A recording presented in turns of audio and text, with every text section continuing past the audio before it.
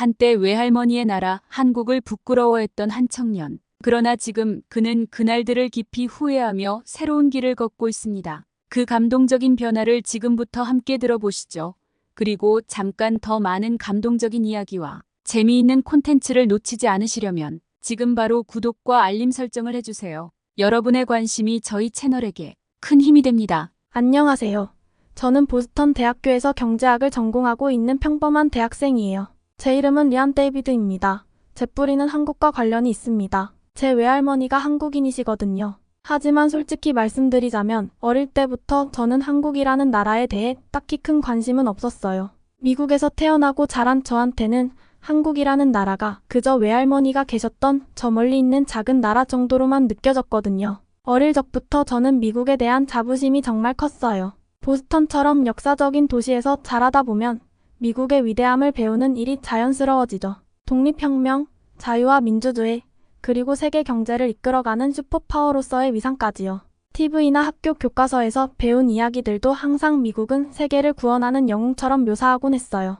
그런 환경에서 자란 저한테 한국은 솔직히 말하자면 미국이 전쟁으로 힘들어하는 나라를 구해준 후원자 같은 이미지였어요. 한국전쟁, 미군의 개입, 그리고 한국 경제를 일으킨 원조 이야기들 말이죠. 그렇다고 해서 한국을 부정적으로 본 건 아니에요. 그냥 별로 깊이 생각해 본 적이 없었어요. 그러다 보니 한국에 대해 아는 것도 거의 없었습니다. 외할머니께서 어릴 적에 이런저런 말씀을 해주셨는데 솔직히 대부분 흘려들었어요.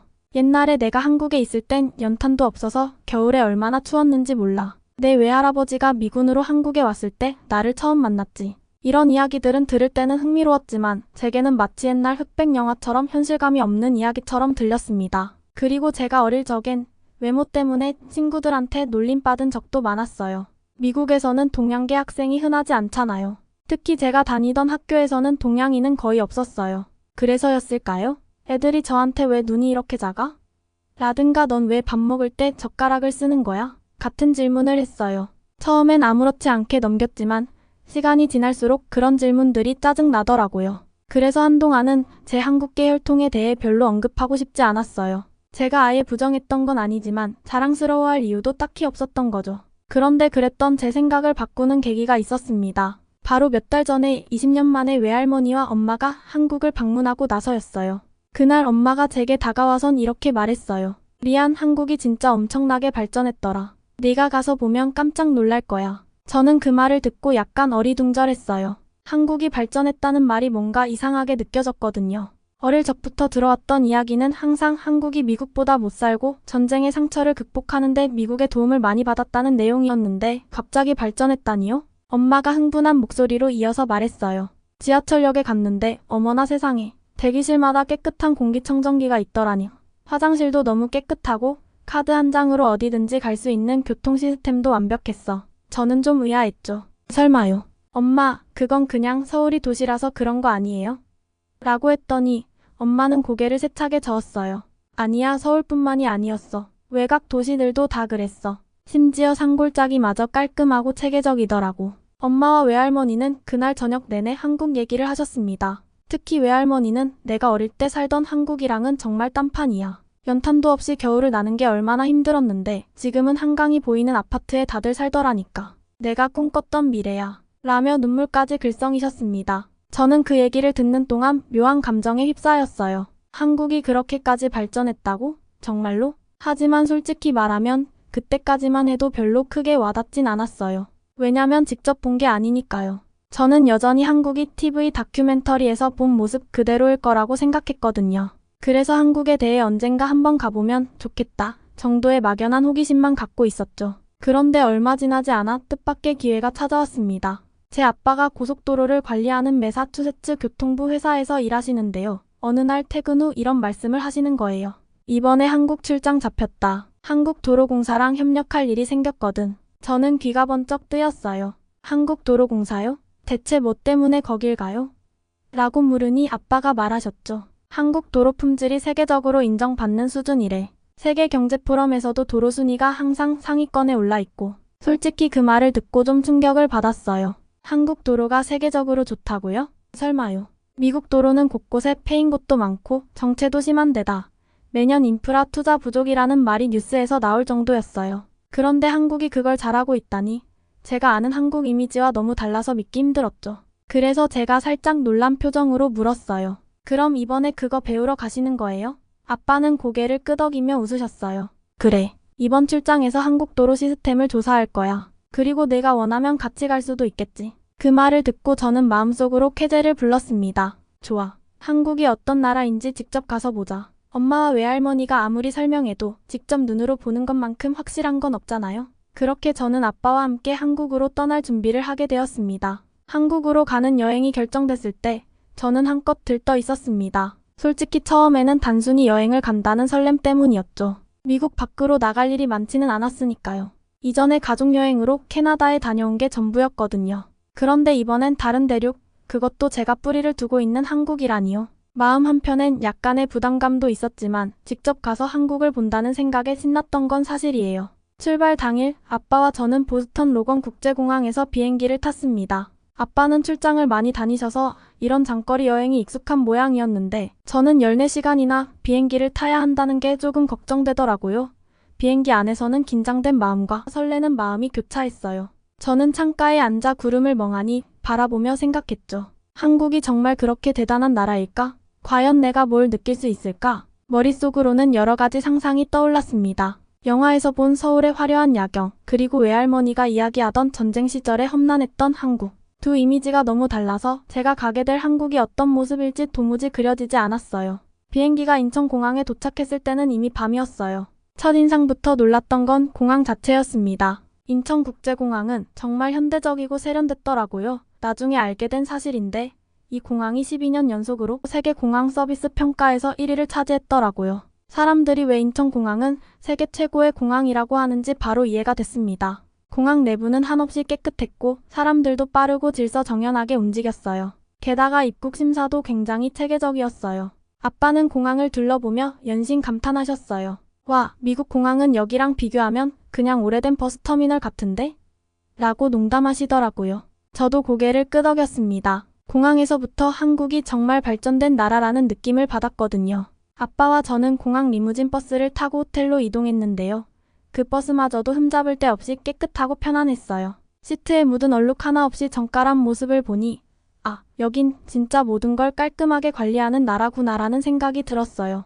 다음날 아침 드디어 아빠의 출장 일정이 시작됐습니다. 이번 출장의 메인 일정은 한국도로공사 본사 방문이었어요. 본사 건물에 들어서자마자 완전히 다른 세상에 온 것 같았어요. 건물은 현대적인 디자인으로 지어졌고 로비에는 각종 첨단 장비들이 배치돼 있더라고요. 저는 로비 한가운데에 있는 디지털 화면에서 눈을 떼지 못했습니다. 거기에는 실시간 교통 흐름, 전국 고속도로 상태, 그리고 사고나 정체 상황 등이 한눈에 보이도록 표시돼 있었거든요. 이게 가능하다고? 라고 중얼거리면서 아빠를 쳐다봤는데 아빠도 놀란 표정으로 화면을 보고 계셨어요. 도로공사 직원분이 우리를 안내하며 설명해 주셨는데 한국의 고속도로는 단순히 길이 아니라 하나의 통합 시스템이라고 하시더라고요.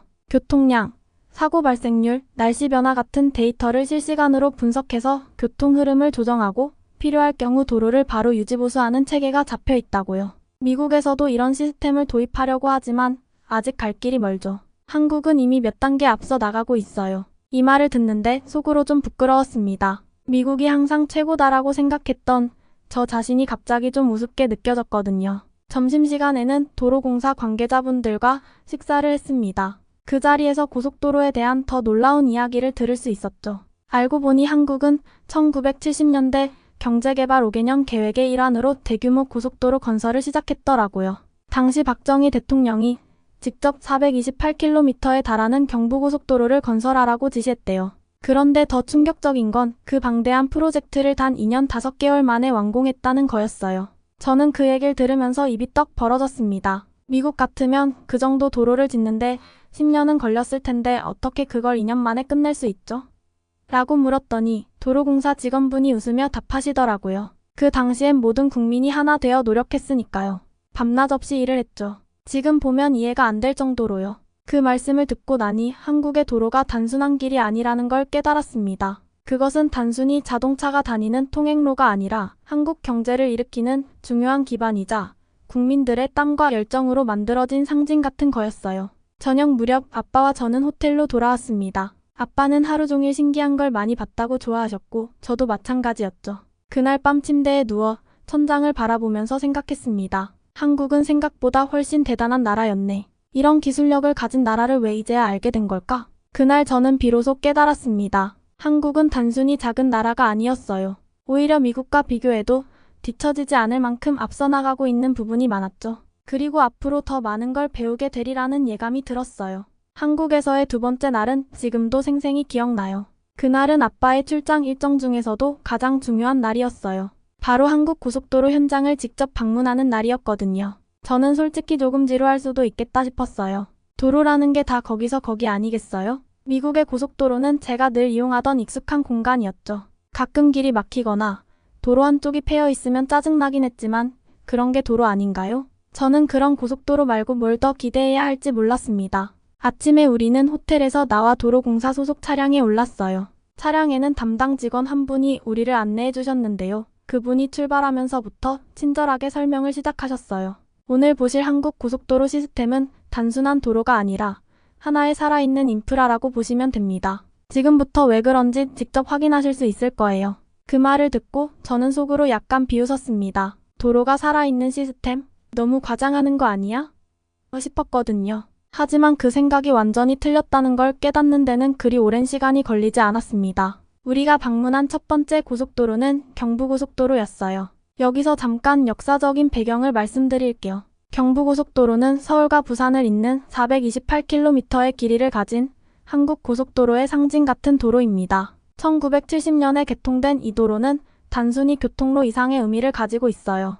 당시 전쟁의 폐허에서 막 경제개발을 시작하던 한국이 이 도로를 통해 물류를 빠르게 이동시키고 산업화를 이끌어냈다고 하더라고요. 특히 경제 성장률이 연평균 9%를 넘던 시절 이 고속도로는 한국의 기적을 실현하는 중요한 역할을 했다고 합니다. 직접 도로 위를 달리기 시작하면서 저는 금방 그 말이 무슨 뜻인지 알게 됐어요. 우선 한국의 도로는 제가 알던 미국 도로와는 완전히 달랐습니다. 뭐랄까 하나부터 10까지 너무 체계적이었어요. 도로 바닥에는 선명하게 칠해진 유도선이 있었고 그 선들이 교통 흐름을 자연스럽게 이끌어주는 느낌이었죠. 차량이 빠르게 움직이는데도 도로 위에선 전혀 혼란이 느껴지지 않았습니다. 무엇보다 놀라웠던 건 정말로 경적 소리가 거의 들리지 않는다는 점이었어요.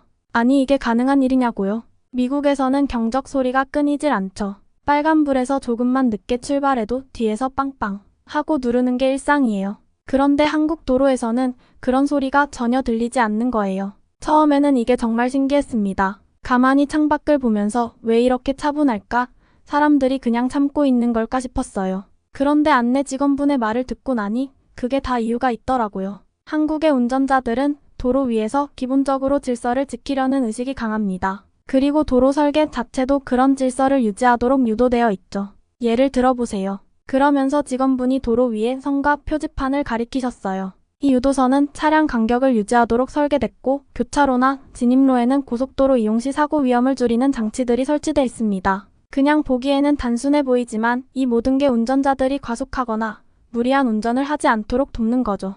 그 말을 듣고 나서 도로 바닥의 유도선을 다시 보니 정말로 모든 게 계산되어 있다는 느낌이 들었어요. 바닥에 그어진 선 하나, 표지판 하나까지 그냥 만들어진 게 아니더라고요. 조금 더 고속도로를 따라가다 보니 휴게소가 나타났습니다. 아빠와 저는 잠깐 쉬어가기로 했죠. 한국의 고속도로 휴게소는 그 자체로 또 하나의 작은 세상이더라고요. 미국의 고속도로에서 볼 수 있는 휴게소는 대부분 가게 몇 개, 화장실, 그리고 주유소 정도로 구성되어 있잖아요. 그런데 한국의 휴게소는 정말 다릅니다. 우리가 들른 휴게소에는 음식점이 즐비했어요. 그 중에서도 눈에 띄었던 건 호두과자라는 간식이었는데요.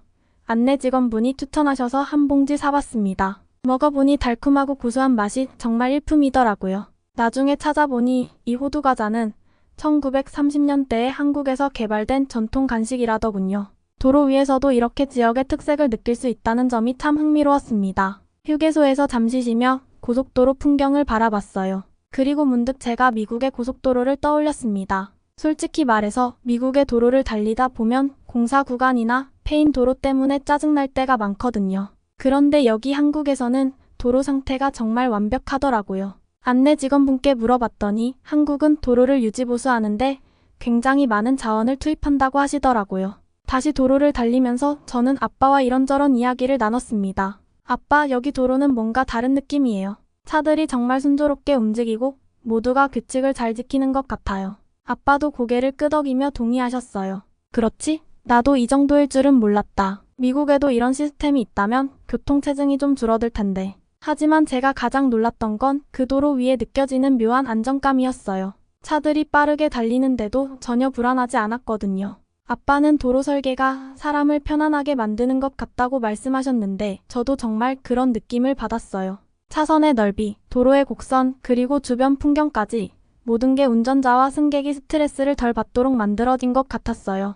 그날 저녁, 호텔로 돌아온 뒤로도 저는 그날 봤던 것들이 계속 떠올랐습니다. 한국의 고속도로는 그냥 차가 다니는 길이 아니었어요. 그 안에는 철저한 계획, 세심한 기술, 그리고 사람을 먼저 생각하는 배려가 담겨 있었죠. 저는 창밖에 보이는 서울의 야경을 바라보며 생각했어요. 미국보다 작은 나라라고 해서 한국을 과소평가했던 내가 참 부끄럽네. 그날 이후로 저는 한국에 대해 새로운 시각을 갖게 되었습니다. 이 나라는 단순히 과거의 상처를 극복한 게 아니라 세계를 선도할 만큼 혁신적이고 체계적인 나라로 거듭났더라고요. 그리고 저는 그걸 직접 눈으로 보고 느낄 수 있어서 정말 행복했습니다. 다음 날은 도로공사 직원들이 우리를 저녁 식사에 초대했는데 한국의 전통 음식을 먹을 수 있다는 얘기를 듣고 기대가 좀 됐거든요. 솔직히 저는 평소에도 한국 음식을 꽤 좋아했어요. 집에서 비빔밥이나 불고기를 자주 먹거든요. 그런데 한국에서 먹는 음식은 뭔가 다를 것 같았어요. 식당은 정말 독특했어요. 외관은 꽤 현대적이었는데 안으로 들어가니 테이블이 전통적인 방식으로 꾸며져 있었죠. 나무로 된 테이블과 의자, 그리고 한쪽 벽에는 한지로 만든 등불이 은은하게 빛나고 있었어요.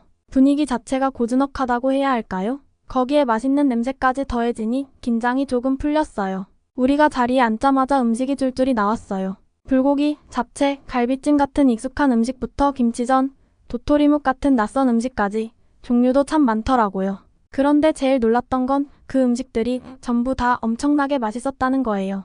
특히 갈비찜은 한 입 먹자마자 와, 이건 진짜 내가 미국에서 먹던 것과는 완전히 다르네 하고 속으로 감탄했어요. 짭조름한 양념이 부드러운 고기에 스며들어서 입안 가득 깊은 풍미가 퍼졌거든요. 식사를 하며 이런저런 대화를 나누는데 그 중에서도 도로공사 직원분들이 이야기해주신 한국 고속도로의 역사 이야기가 정말 인상적이었어요. 직원분들은 한국 도로를 설명하면서 자부심에 찬 표정이었어요. 저는 그 표정을 보면서 조금 부끄럽기도 했습니다. 왜냐하면 그들의 말에 깊이 공감하면서도 저는 미국이 항상 한국보다 앞서 있다고만 생각했던 제 과거를 떠올릴 수밖에 없었거든요. 그중 한 분이 이런 이야기를 해주셨어요.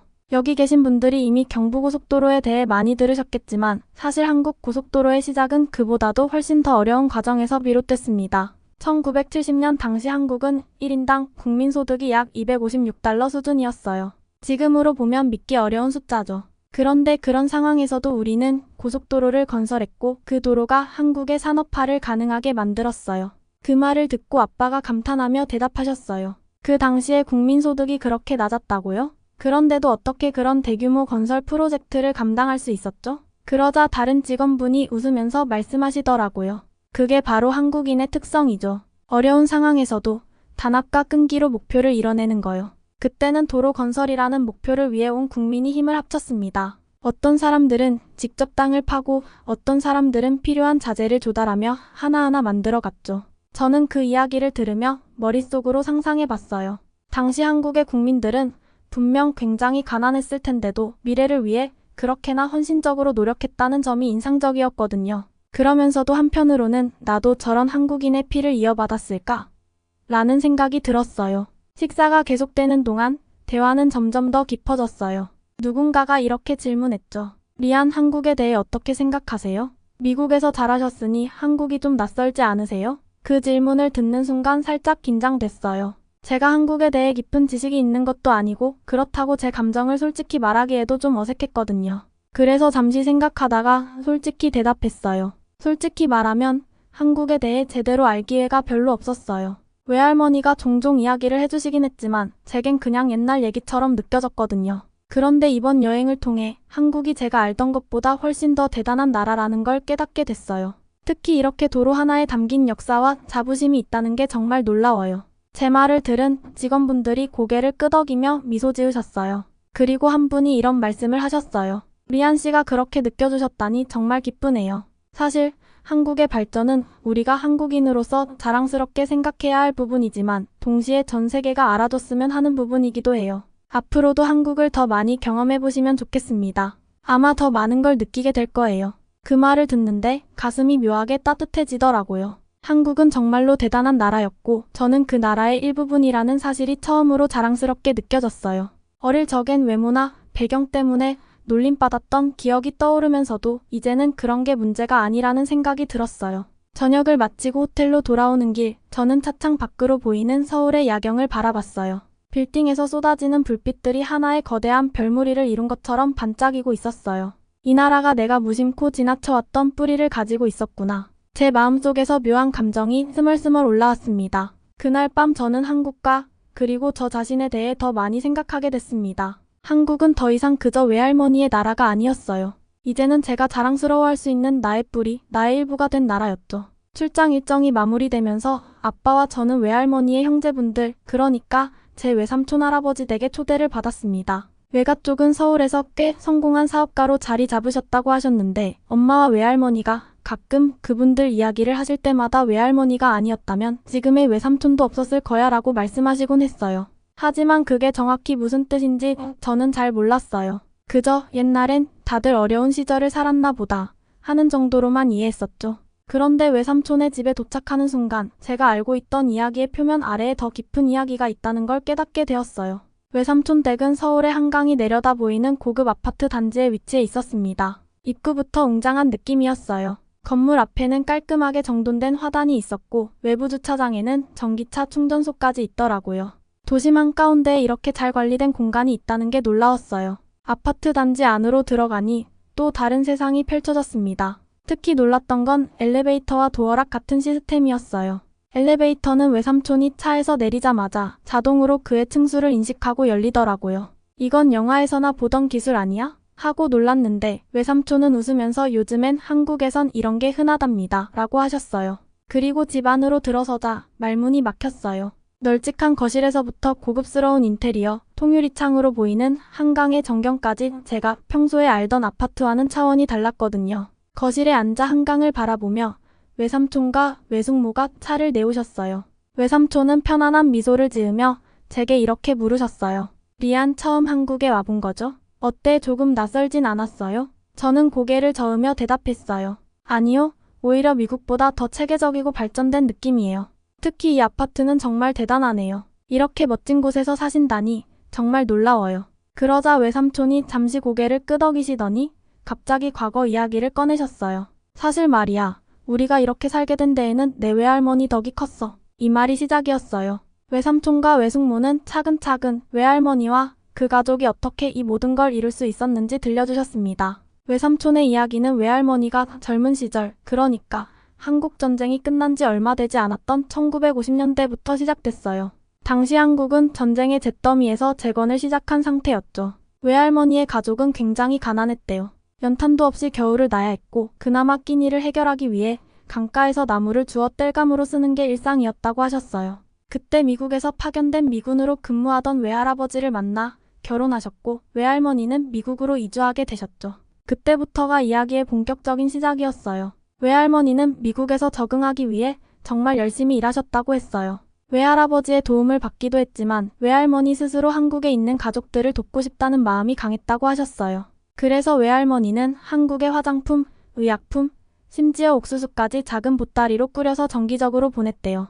당시엔 이런 물품들이 한국에서 굉장히 귀했기 때문에 외할머니가 보내준 물건들을 팔아서 외삼촌과 다른 형제들이 공부를 계속할 수 있었다고 하시더라고요. 외삼촌은 그때를 회상하며 이렇게 말했어요. 솔직히 어린 시절엔 우리 가족이 이렇게 살 수 있을 거라고는 상상도 못했지. 내 외할머니가 아니었다면 난 아마 고등학교도 제대로 졸업하지 못했을 거야. 그 당시 한국은 정말 어려운 시절을 보내고 있었어요.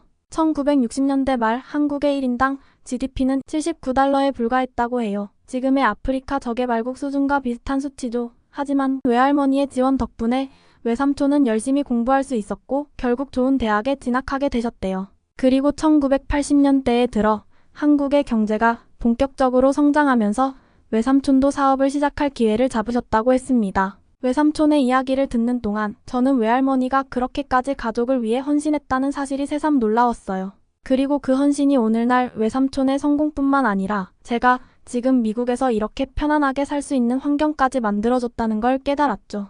외삼촌의 집이 그리고 그 성공이 단순히 외삼촌 개인의 노력만으로 이루어진 게 아니라는 걸 느꼈어요. 그 뒤엔 외할머니의 희생 그리고 한국이라는 나라가 함께 성장해온 역사가 있었던 거죠. 그날 밤 외삼촌 댁에서 돌아오면서 한강 야경이 한 번 더 눈에 들어왔어요. 이번엔 조금 다른 느낌이었어요. 단순히 멋있다는 감상만이 아니었죠. 그 빛나는 고층 빌딩들과 다리 위에 반짝이는 불빛이 외삼촌 할아버지와 걸어온 길과 외할머니가 가족을 위해 애써왔던 시간들이 다 담긴 것처럼 느껴졌거든요. 저는 그때 깨달았어요. 한국의 고속도로처럼 외할머니와 외삼촌이 걸어온 길도 단순히 걷기만 한 길이 아니었다는 걸요. 그 길에는 땀과 노력, 그리고 끝없는 희망이 새겨져 있었어요. 그리고 그 순간 한국에서 살고 싶다는 작은 바람이 제 마음속에 싹트기 시작했어요. 언젠가는 제가 이곳에서 새로운 길을 만들어갈 수 있지 않을까 하는 생각이 들었거든요. 그날 이후로 저는 한국을 그리고 저 자신을 더 많이 생각하게 되었습니다. 한국은 단순히 제가 방문한 나라가 아니었어요. 그곳은 제가 어디에서 왔는지 그리고 앞으로 어디로 가야 하는지를 알려준 곳이었죠.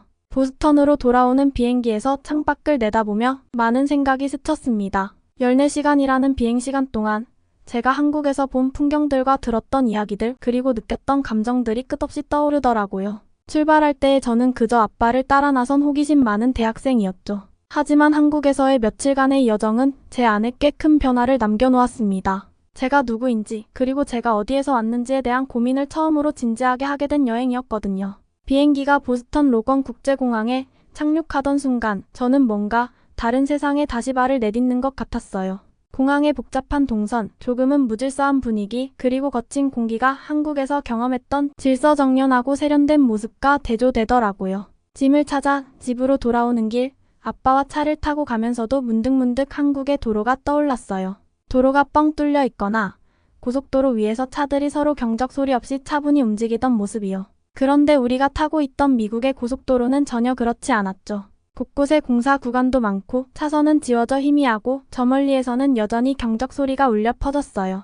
이런 환경이 너무 익숙해서 그동안 아무렇지도 않게 넘겼던 것들이 이제는 어딘가 불편하게 느껴지더라고요. 그 순간 아빠가 이렇게 말씀하셨어요. 리안, 이번 한국 출장 어땠어? 너한테 좀 새롭지 않았니? 저는 고개를 끄덕이며 대답했어요. 응, 정말 놀랐어. 한국이 이렇게까지 발전한 줄 몰랐거든. 솔직히 내가 좀 편견이 있었던 것 같아. 아빠는 제 대답에 미소를 지으셨어요. 사실 나도 그랬다. 이번에 가서 직접 보고 나니 내가 한국을 너무 몰랐다는 걸 깨달았어. 제게 흐르고 있는 한국인의 피가 단순히 국적이나 혈통의 문제가 아니라는 걸요. 그것은 노력, 헌신, 그리고 가능성을 믿는 정신 그 자체였어요. 외할머니와 외삼촌의 이야기를 들으며 저는 자랑스러움을 느꼈지만 동시에 제 자신을 돌아보게도 됐습니다. 나는 지금까지 내 뿌리와 그 뿌리가 가진 힘을 너무 쉽게 잊고 살았던 게 아닐까 하는 생각이 들었거든요. 며칠 후 대학 캠퍼스로 돌아가 수업을 듣기 시작했을 때였어요. 경제학 수업 시간에 교수님이 아시아의 경제 기적에 대해 강의하셨습니다. 주제는 한국, 대만, 홍콩, 싱가포르로 대표되는 아시아 네 마리 용에 대한 이야기였죠. 교수님은 1960년대부터 1990년대까지 이들 국가가 어떻게 전 세계 경제에서 중요한 위치를 차지하게 됐는지 설명해 주셨는데 저는 강의를 들으며 마치 한국에서 보았던 장면들이 눈앞에 떠오르는 것 같았어요. 특히 한국의 경우 1950년대 한국전쟁 이후 폐허가 되었던 상황에서 1960년대 박정희 정부의 경제개발 5개년 계획을 통해 경공업, 중공업을 집중적으로 육성하며 급성장했습니다. 당시 경부고속도로 건설은 한국 경제를 연결하는 혈관 역할을 했죠. 교수님이 그렇게 설명하시는데 경부고속도로 위에서 차들이 질서정연하게 움직이던 모습이 떠올랐어요. 그리고 도로공사 직원들이 자랑스럽게 얘기하던 표정도요. 수업이 끝난 뒤 저는 교수님께 다가가 말씀드렸습니다. 교수님, 저 최근에 한국에 다녀왔어요. 제가 직접 본 한국은 정말 놀라웠습니다. 단순히 과거의 경제적 도약을 했던 나라가 아니라 지금도 세계 최첨단을 이끌고 있는 것 같더라고요. 그러자 교수님은 흥미롭다는 듯이 고개를 끄덕이며 대답하셨어요. 맞아요. 한국은 과거를 딛고 지금도 발전을 이어가고 있는 국가죠. 그들의 저력은 놀라울 정도입니다. 그리고 그런 역사를 직접 보셨다니 정말 좋은 경험을 하셨겠네요. 교수님의 말씀을 들으니 제가 직접 보고 느낀 것들이 더 특별하게 다가왔어요. 제가 그냥 여행객으로서 풍경만 본 게 아니라 한국의 과거와 현재, 그리고 미래를 모두 체험하고 왔다는 생각이 들었거든요. 그 이후로도 저는 한국에서의 기억을 자주 떠올리며 지냈습니다. 어릴 적엔 외모나 배경 때문에 약간의 불편함을 느꼈던 제 뿌리였지만 이제는 그것이 얼마나 자랑스러운지를 알게 됐거든요. 한국은 단순히 선진국이 아니라 자신의 색깔과 역사를 가진 독특한 나라였어요. 그리고 그 나라가 이룩한 모든 성취에는 외할머니 같은 사람들의 헌신과 희생이 있었죠. 그래서 저는 결심했어요. 언젠가 다시 한국으로 돌아가겠다고요. 단순히 관광을 하기 위해서가 아니라 그 나라에서 더 많은 것을 배우고 제가 가진 뿌리를 더 깊이 이해하기 위해서요. 어쩌면 제가 한국에 머물며 그곳에서 살아볼 수도 있겠다는 생각이 들었습니다. 보스턴으로 돌아온 후 몇 주 동안 친구들이나 교수님들에게 한국 여행에 대해 물어볼 때마다 저는 신나게 대답했어요. 한국은 진짜 대단한 나라야. 가보면 너도 반할걸. 제가 그렇게 말할 때마다 친구들은 놀란 얼굴로 물었죠. 정말? 그렇게까지 좋아? 저는 그 질문에 자신 있게 대답할 수 있었어요. 응, 정말로. 그리고 이제는 한국에 대한 이야기를 할 때 제가 조금 더 당당해진 걸 느낍니다. 저는 더 이상 제 뿌리를 부끄러워하지 않을 거예요. 오히려 자랑스럽게 여기며 그 뿌리가 제 삶을 어떻게 이끌어갈지 기대하게 되었죠. 한국에서의 그 며칠은 제 삶의 중요한 전환점이었습니다. 앞으로도 그 기억을 가슴 깊이 간직하며 살아갈 겁니다. 오늘 리안 데이비드 씨의 사연을 통해 한국의 눈부신 발전에 대한 자부심이 느껴지네요. 오늘의 사연에 대한 여러분의 의견을 댓글로 남겨주세요. 다양한 시각과 생각을 나누는 것이 우리 모두에게 큰 도움이 됩니다. 끝으로 구독과 좋아요는 저희 채널에 큰 힘이 됩니다. 여러분의 관심과 사랑으로 더 좋은 콘텐츠를 만들어갈 수 있어요. 오늘도 예찬 튜브를 시청해주셔서 감사합니다. 다음에 더 좋은 이야기로 찾아뵙겠습니다.